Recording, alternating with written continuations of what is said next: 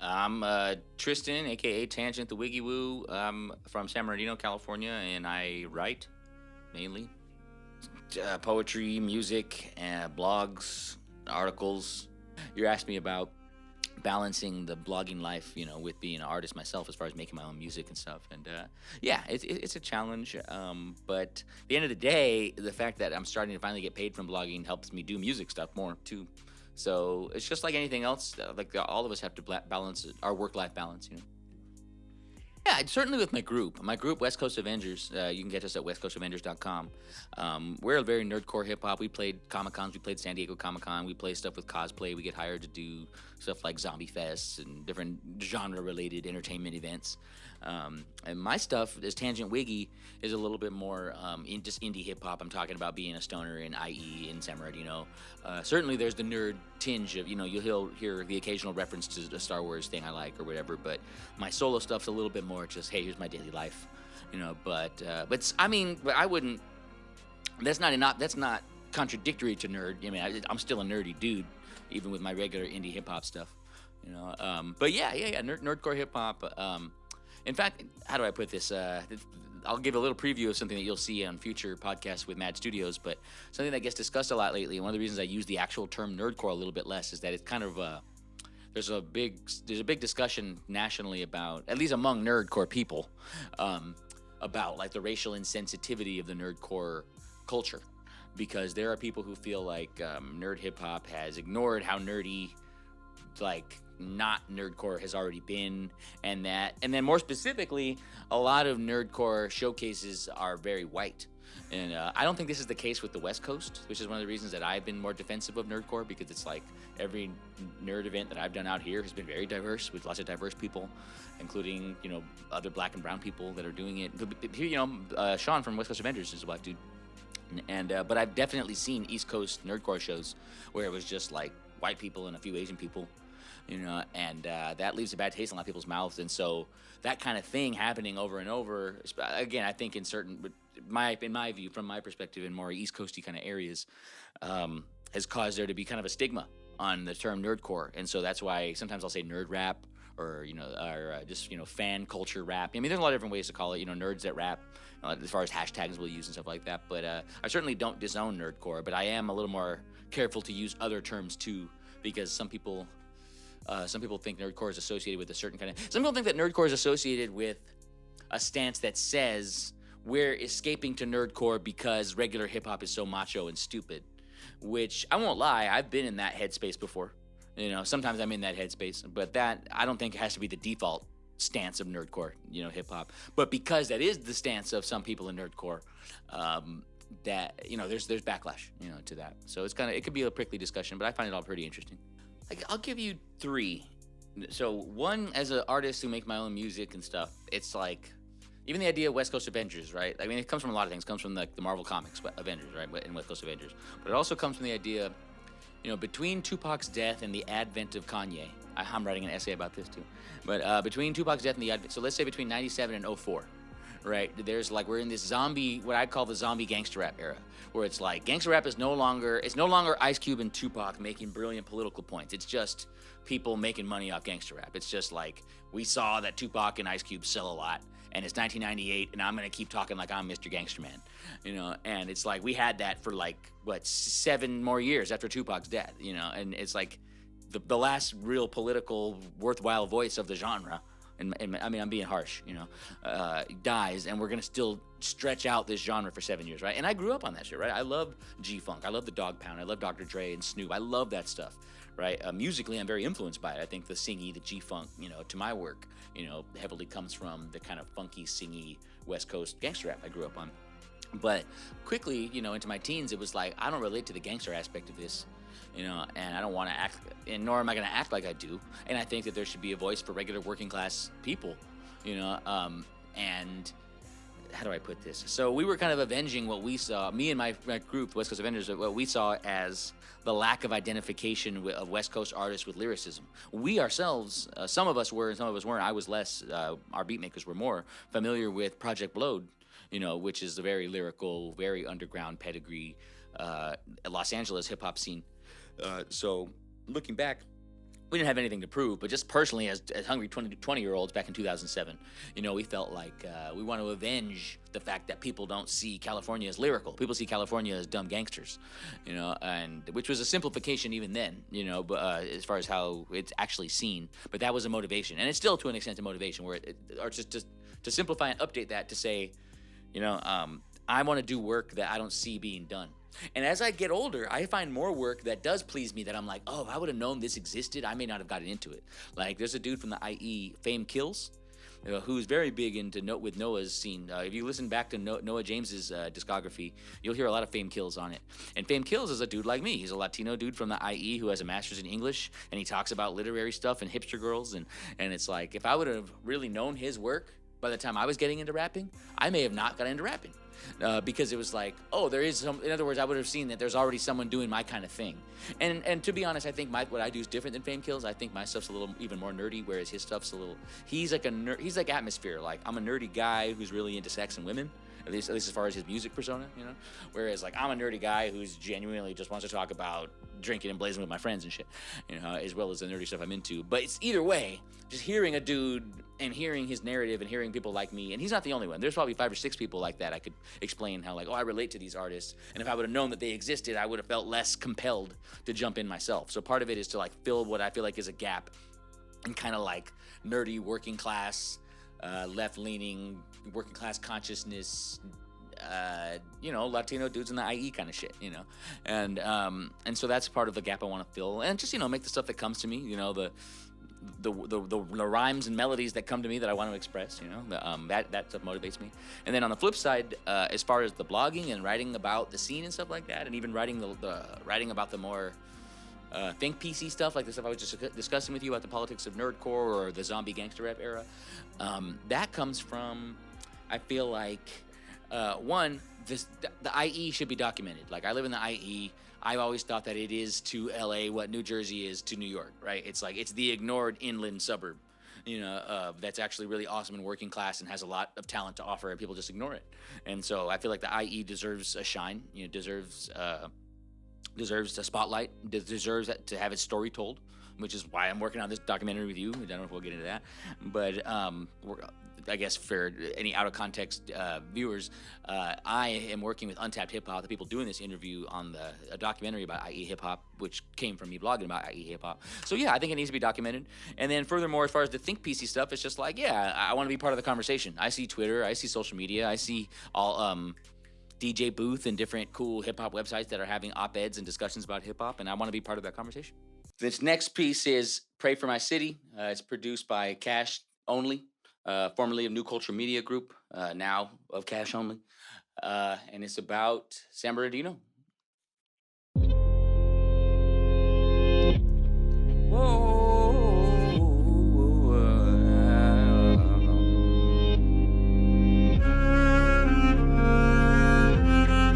Shout out to Untapped Hip Hop. Tap into your potential. Why the mayor gotta be a Republican? Better with the slum lords, man, what's up with that? Why the streets full of guns that they bustin' back? Yeah, the Dino often going through a rougher patch. They say we coming back, can we get a vibe thrown? Some heavy prayers that could get us through the cyclone. Cause this is my town, it might be yours too. Help the people to afford a little more, dude. I got no rivals, still cautious and drive slow. They shot a dude when he was walking through the Costco. They shot a dude when he was walking through the Stater Brothers. When we stop with the love and hella hate each other. Dino City ain't got no reserve cash, only heat on the street who deserve that. Gotta do a double take, so I swerve back. IE has hope, let's preserve that. Pray for my city, pray for my city, pray for my city, pray for my city, pray for my city, pray for my city.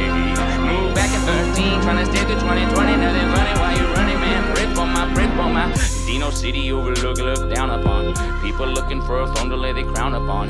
Gun violence, diverse, post-industrial, ghost sections. City Hall is dysfunctional. Mayor put a big biz in a right wing. I'm doing my thing, we must be fighting on behalf of the poor and least among us. Cause downtown there are beasts among us. Our problems look like America's. Hot takers say they do, but don't care for us.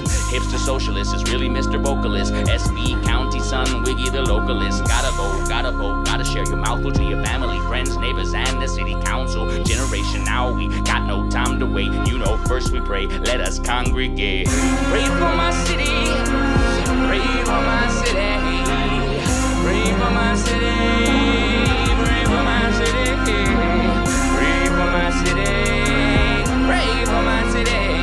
Move back at 13, trying to stick to 2020, nothing funny while you're running, man. Pray for my city, pray for my city, pray for my city, pray for my city,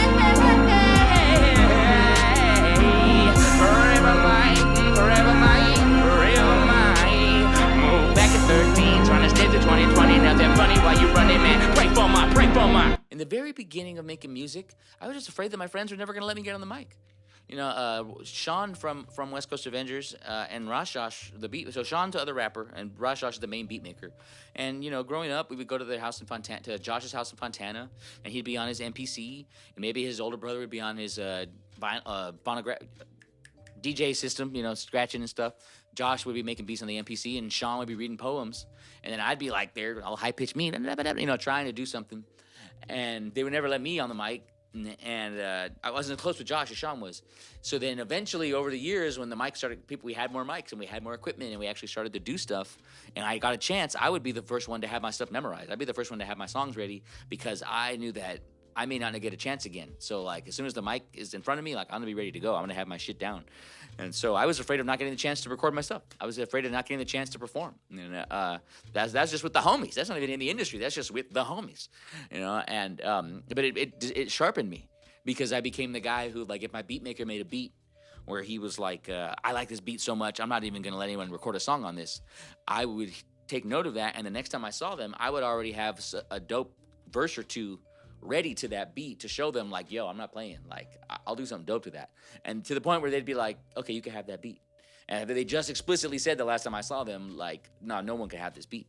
You know, so it's like, so that fear, you know, helped make me better in terms of that. And then as far as the industry itself, you know what? I want to say, this sounds, I don't know if this sounds cocky or asshole-ish, but after that, once I got past the point where my own band was the most dickish to me, in a good way, the way that bros are bros to each other, right? You know, guys are rough on each other. You know, no one, maybe in my own head, I've imagined people in the scene being a jerk to me at times or misjudging me or dismissing me, and maybe even 2 or 3 times there have been people who actually done so, although I can't really remember them. But really, no one was ever as harsh to me as my own crew was in the beginning, you know? So I feel like by the time I came out of, like, the training, the danger room of my own crew, no, I've not been afraid, you know? Because I could say, I'm afraid that I come up on stage as a hippie-looking dude who doesn't look like a hip-hop guy, and I'll get misjudged, but actually it's only ever helped me. Okay, as far as major tests, yeah. Here's a major test that I talk about and think about this a lot. You know, I came into things with my crew, West Coast Avengers, and now I do a lot more as Tanjint Wiggy. And it's like, yeah, doing stuff with my crew. And I told you, we've been hired at Comic-Cons. We played Zombie Fest. We've been paid to come and cosplay, dress up as our favorite comic book characters and Star Wars characters and do shows at after parties for movie premieres and cool stuff, right? But turning that into a business is so hard. Like, actually, like, keeping the crew on point, like, be ready with your cosplay, everybody. Be ready with that Ghostbusters song next week. We're gonna, meet with these people in the entertainment industry who work on the soundtrack for the Guardians of the Galaxy cartoon, and we're gonna, actually keeping your crew together like a company and having everyone, like, act how they're supposed to act to meet those opportunities is ridiculously hard. And I've learned, as we started to hit those opportunities, the massive difference between, like, you and your homies getting together and getting high and jamming and, like, turning your friends into a well-oiled machine that are gonna, like, rise to the occasion of money-making opportunities. And, I can't speak for the whole group, and I shouldn't, but I'll say that, we learned that there's a big difference, just a big old difference. And not every time was it easy to get the whole crew to do it, to move in unison, and that's not a knock on the crew. I talked to a lot of crews in the IE, and a lot of people have their own versions of these challenges. So that's been the big one for me. So I do a lot more stuff solo. West Coast Avengers, we still do our thing. I work with Sean all the time. There's beats from all the West Coast Avenger producers on my new album. So it's not like that. But certainly I focus more on the Tanjint Wiggy stuff just because it's easier to control me. It's easier for me to say yes. If someone wants to offer me a paid gig, someone wants to offer me an interview with something like this, it's way easier for me to say yes as a solo unit than to speak for the whole crew. So certainly the whole crew has become more of a special events kind of thing, or a when is it worth it for me to herd the cats, for a certain project or show or whatever. So I would say that's been the major test, learning all that. I could go on about that, but I'll stop. And then as far as dread, I don't. Two sub thoughts here. I'll try to be quick. As far as dread, I don't have any dreads about like people that I might perform in front of. I've gotten to perform in front of like people that I think are. I've gotten Razkaz. Razkaz has come up to me at contests that he was judging me in and said, "Hey, dude, you're dope." And I was like, "Dude, I was 13 listening to you." He's like, "You just made me feel old, but you're dope." Like Razkaz. In other words, like no one can tell me shit. And I'm not the only. And I know a lot of IE hip. I know half the IE has met Crooked I and got to rap at 16 for him. Like I'm not saying I'm doper than whoever. I'm just saying no one can tell me shit. This fool Razkaz told me I'm tight. And that's one of several. That's not even counting all the Project Blodians that I like a lot who give me props. So no, I don't have dread about potential performing in front of people. Although I don't know. If I was fucking tired and you put Dr. Dre in front of me, I'd feel nervous, What was it? Then as far as what I do dread, I dread having to choose between blogging and doing music. If say I came to a point where I could stop doing my regular job for blogging full time, and then I had to actually treat blogging like a real journalist. Because right now, I blog, I listen to what I want to listen to, and I write about it. And if I want to interview you, I will. If I want to do a profile on somebody, I will. If I want to go to the show and write about your show, I will. But I just choose. I choose. And mainly I'm listening to shit and watching videos and writing about it, my response, right? But if I got to a point where a magazine was like, hey, you're going to do profiles, you're going to do research for your articles and have citations, you're going to be like a journalist, like a legit-ass full-time journalist. One, I could do it, so it'd be tempting. Two, it'd be tempting to make that my job. Three, it'd be dope. But four, the scary part is like that would be finally the moment I would genuinely have to like look at really cutting down even more so on doing my own music and stuff. So that's a dread sometimes. An Excalibur for us was when me and my group got to do Comic-Cons. We in 2015 and 16 and 17, we did Long Beach Zombie Fest, got paid hundreds of dollars to do a half-hour set. Long Beach, one of our favorite cities, dressed up in zombie makeup, doing zombie lyric updated versions of our songs and stuff like that, under a big old Pacifico stage, playing San Diego Comic-Con, and at we played a Mission Brewery San Diego after party at San Diego Comic-Con 2017. Incredible. The Black Ranger was in the crowd. Like Zach from the 90s. The Black Ranger? The Black Ranger. Oh.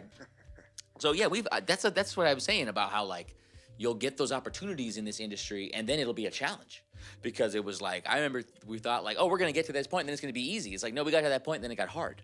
We got the things we wanted and then it was like, oh, here's how hard you have to work to make this your every week. Here's how hard you'd have to work to make this your regular job so that you're doing Comic-Con type stuff every week. Like, it'd be hard. It would be a matter of making everyone come on point all the time. But what was I saying? Anyway, those are the Excaliburs for me, certainly. Some of the peak of the nerdcore stuff we were doing from 2015 to 2017.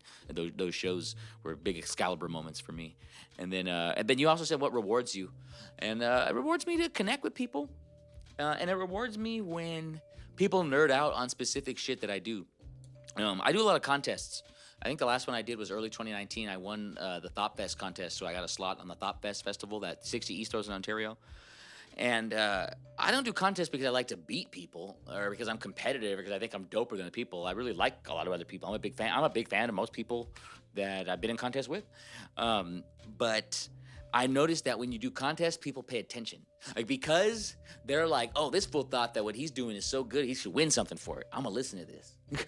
So that's rewarding to me. When people, the attentiveness that people give your music when you're competing is something that rewards me. And then on the flip side, as far as the blogging stuff, I love, I could tell, especially in the IE, how I said it, we were neglected, right? People sometimes feel like no one's hearing them. That's one of the reasons I like to blog. How I was saying, it needs to be documented. People have a chip on their shoulder about it around here, if we're being perfectly frank. A lot of people in the IE have a chip on their shoulder about their assumption that they're being slept on. And so I like proving them wrong. I like writing about them and them like they're seeing their face light up. You know, sometimes it's in person, sometimes it's online, but different ways. I see people like gradually realize throughout their different accounts waking up like, oh shit, someone wrote about my shit. Oh, someone gives a shit. And not that people have to. Some people don't say anything. Some people don't even retweet or like the thing I write, which is fine. I don't understand that, but that's fine. But a lot of people really light up and really give a shit and really connect back with me. And I've made a lot of friends that way, which is, you know, I'd be lying if I said that wasn't part of it. You know, sometimes I know, like, oh, I want to be friends with that person. I know they're in the IE. I don't know them well. I haven't had a chance to meet them. I'm gonna write about their blog. I'm gonna write about their EP. You know, maybe we'll be friends. One out of 3 times it works. You know. This one is produced by Aldo from West Coast Avengers. That's my crew, and it's about how the media leaves out the lives of people who don't live in famous cities from the narrative of life on Earth. Aldo produced this in Spain. And over the years, I wrote the verses to this in conversation with each other. So the second verse was written years after the first. The third verse was written years after the second, to develop what I was trying to say, to be more specific. Don't feel sorry for people in famous cities. They could walk down the street and have adventures like on TV. They could walk into a meeting with special reserved seating and exist in a moment that is both powerful and fleeting. They have the keys to the kingdom. They have a choice. They'll never understand the ennui of we. The oi polloi, they'll never grasp it. That we pack the plastic, that their hopes and dreams and desires is all wrapped in. They don't have to memorize phone numbers and home addresses. Even with a lover, they have hella space on their mattresses. Most of them want to be models and actors and actresses. Old Tristans making assumptions about the upper middle class again. But I don't feel sorry for people in famous cities. They perpetuate a narrative in which you and I are not existing. Even their worst moments have a beautiful soundtrack. The rest of us just wander around back until we found that, and that's facts.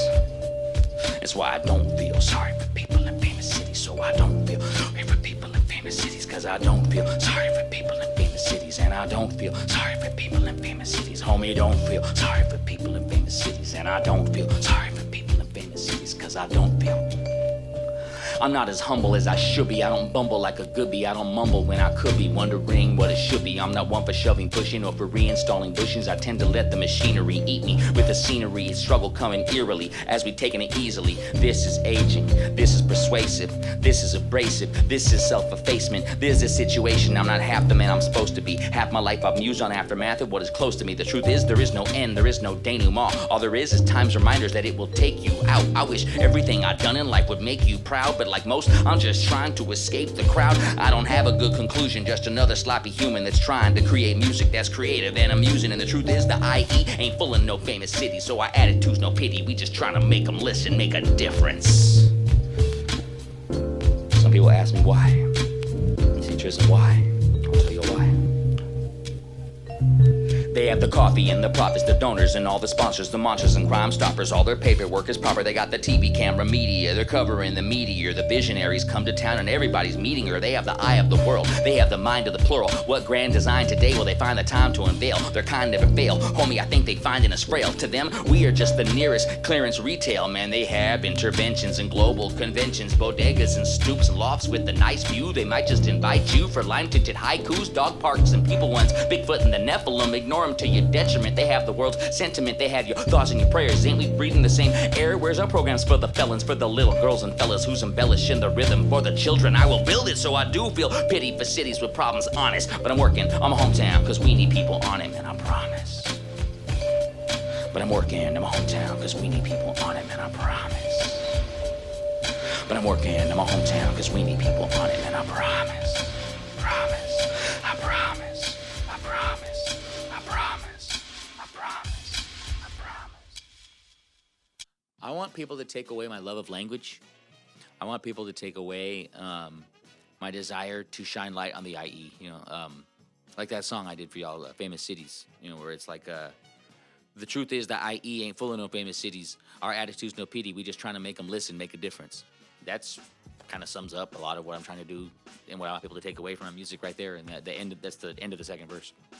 And then from my blogging, that the IE has something to say, and that I have a metaphor I've used in a couple poems and songs where I say, you know, Los Angeles is like a billboard with lights on it, and the IE is a concrete lunch bench.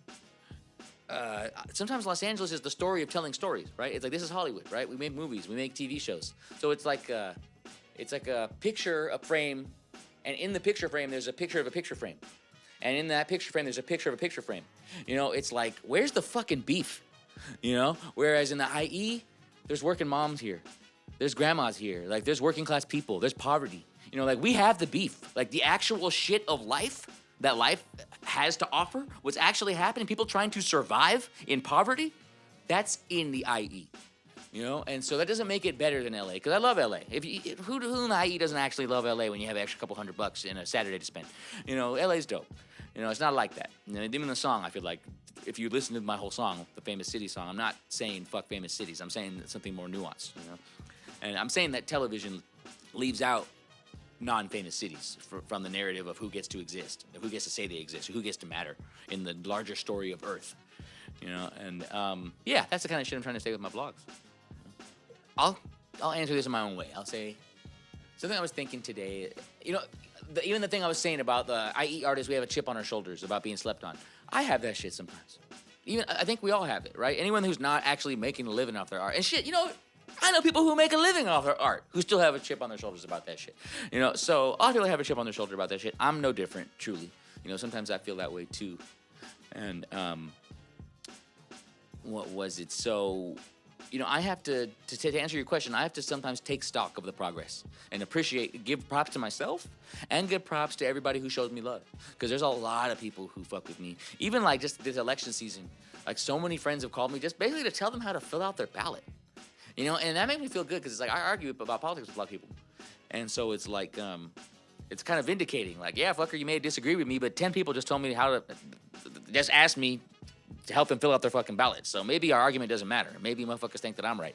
And maybe that's dickish of me, you know, but that's an example. Maybe that's just one example. It's like, you know, you came to me about I'm Tanjint, I'm talking to D. Will of Untapped. You know, D. Will of Untapped Hip Hop came to me because King Dice told him that I was writing for his website, Juicebox.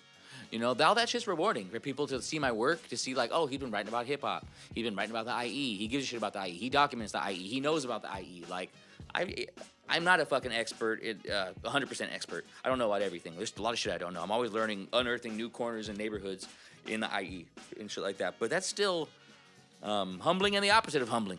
You know, to be recognized, you know, and to be recognized for that, and for people to give a shit what I think, for people to respect my knowledge base on these things, that's awesome, you know. So, and then as an MC, I mean, yeah, you're saying from the kid who was fighting for mic time to now, same, you know. It's competitive out here, you know. Even in the IE, there's really, really dope MCs, but even when I think about my most insecure thoughts about what those MCs might think of me, if I'm honest with myself about the interactions I've had with them, like, I've gotten my props, you know.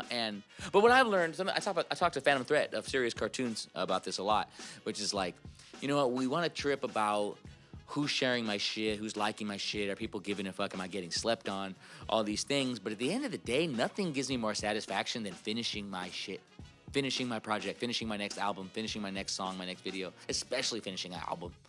You know, and so that's something I think about a lot too. It's like, you know what, I want to keep track of all these trophies. I won this contest. This motherfucker gave me props. Da-da-da-da. That shit's tight too. And you should try to keep focus on the positive when you can.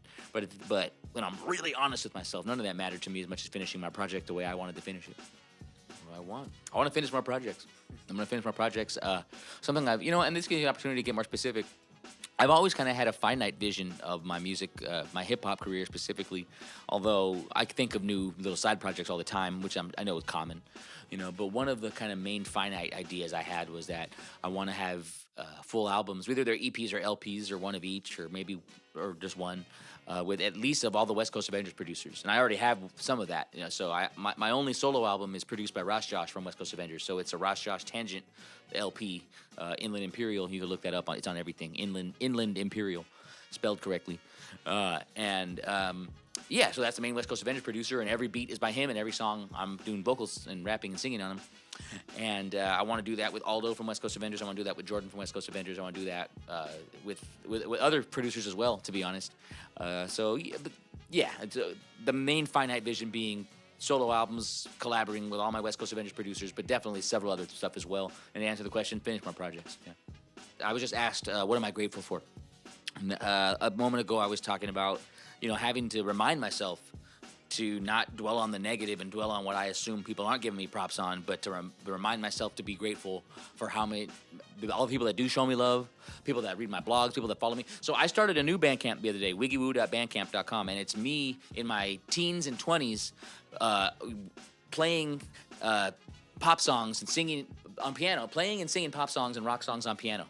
And on a tape recorder, really shitty sound quality. But I recently have been digitizing these audio tapes, and I've been turning these into like compilations. So I made a compilation of me covering Wilco, made a compilation of me covering Oingo Boingo, and it's like they're not really that good, but I'm glad I have them because I love these songs, and I'm glad I have these record of me covering these songs. You know, me at 21, me at 18, I'm 33 now.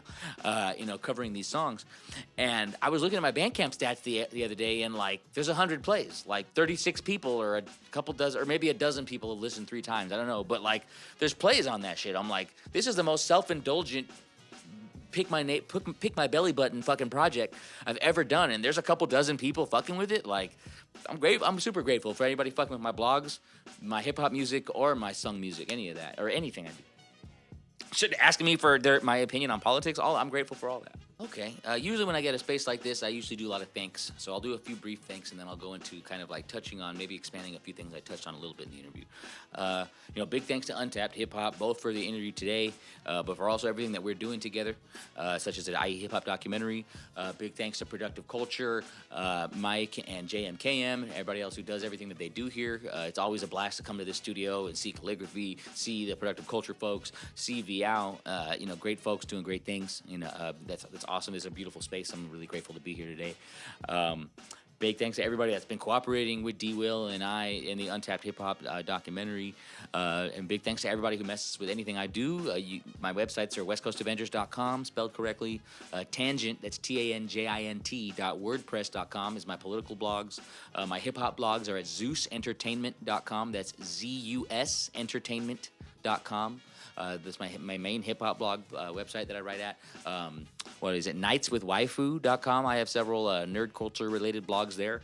That's Mad Studios. That's nightswithwaifu.com. That's nightswithwaifu.com. What was it? The Untapped Hip Hop magazine's at untappedhiphop.com. Right? And I haven't missed getting a big article in there for a year, probably. So the last 3 or 4 editions, quarterly editions of Untapped Hip Hop at untappedhiphop.com, I have big feature articles in that I'm actually pretty happy with and proud of. You can also find more of my writing at platformcollection.com, spelled correctly, platformcollection.com. Frankly, Juicebox, JOOSEBOXX.com. I've been writing a little bit about IE rock bands on Juicebox lately since I've been doing the hip hop on Zeus. So big shout out to King Dice who runs Juicebox. Shout out to Kelsey Ray who runs Platform Collection, and everybody else in the IE does their thing. Noah James has been helping us with Untapped with the documentary a lot. He's been helping us link up with the interviews we need. Big thanks to everybody else who has been as well.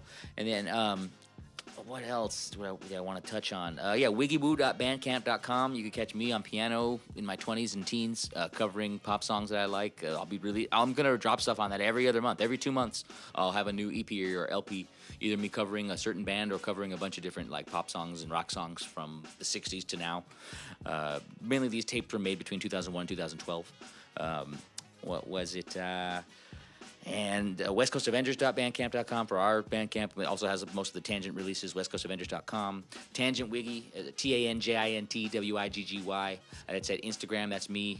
On Twitter, I'm TANJINT, at TANJINT. What else did I want to give a soapbox about? Donate blood to your local fucking nonprofit. My city's San Bernardino, right? It's the most impoverished metropolitan area in California. And people talk about politics with me all the time, and people ask, what can I do? How can I get involved? You know, and there's a lot of ways. Every city has issues and challenges and nonprofit organizations that are tackling those challenges, and you can plug in and find out what they're doing. But a simple one, see if the Life Stream or the Red Cross in your community is low on blood. They probably are.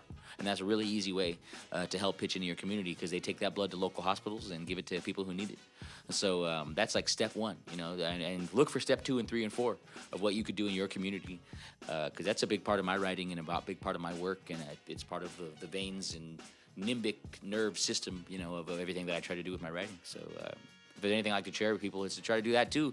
It'll help you. You literally will make your own neighborhood better, to contribute in whatever way you can, and it'll make your life that for you and your family and your neighbors better. I've always been afraid to give blood because I think they're going to try to clone me.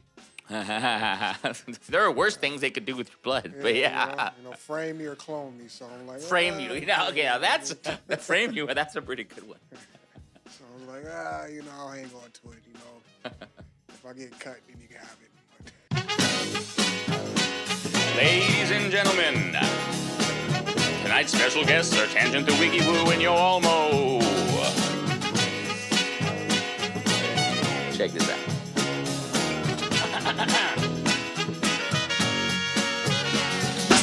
The youth and me, we be wondering where the people be. Beat makers, they get digital so easily. We seek the air of the night out on the balcony. We seek a baseline heavy like the ride of the Valkyries. We all work hard, go home, then we hang a hat. Bum for the artist and go, I ain't not think of that. I'm an orangutan that's trying to smoke on dinky things. Another animal that is there to live his stinky ring. Take to the streets at dusk, built to the afterlife. We illustrate for the folks how the youth acts at night. Another feeling that really we chase relentlessly. We are the entities that's fighting all the entropy. Hate goes as the walls with the paint grow. We ain't slow, just not down with the same old. Same goes when the sun or the rain flows. Saints know that our lives are the late show, and this is the late show. So don't miss the late show. Stay up for the late show. Tonight is the late show, presenting the late show. Welcome to the late show. Please come to the late show. Your life is the late show. Whoa, whoa, whoa, whoa, whoa, whoa, whoa. Tonight, tonight, tonight, tonight, tonight. Yeah, yeah, yeah, yeah, yeah, yeah. No matter what they try to tell you, they will always try to hold you back from doing what you want to, but you cannot let that stop you. No matter what they try to tell you, they will always try to hold you back from doing what you want to, but you cannot let that stop you. We like the lights with the horns and the brass. We make it bright with our torch and our wax. It sedates us, but it wakes us. It's a paradox. We're there to rock. Smoke cigarettes and then pretend that we don't care a lot. They hate us, but they love us. Put the billboards up above us, saying don't do that in public for the fate of the republic. But we run it. They can it and they sell it if they couldn't. Then they ban it up and down in each and every neighborhood. East Coast magazines report it and they'll say it's good. They can't advise that we supply it, homie, but they think we should. They want our energy, but they'll say we're loitering. Vulnerable to younger person, man, they probably point to me. Stay cold as the blood from the stain flows. We on the tracks when the planes and the trains roll. The sky is black, but the people make a rainbow. Sometimes the whole world feels like a late show. This is the late show, so don't miss the late show. Don't dismiss the late show. Tonight is the late show. Welcome to the late show. Please come to the late show. Tonight is the late show. Your life is the late show.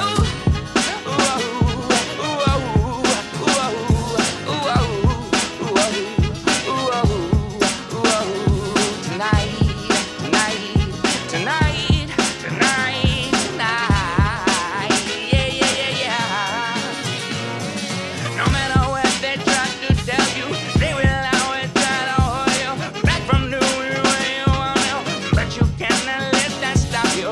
No matter what they try to tell you, they will always try to hold you back from doing what you want to, but you cannot let that stop you.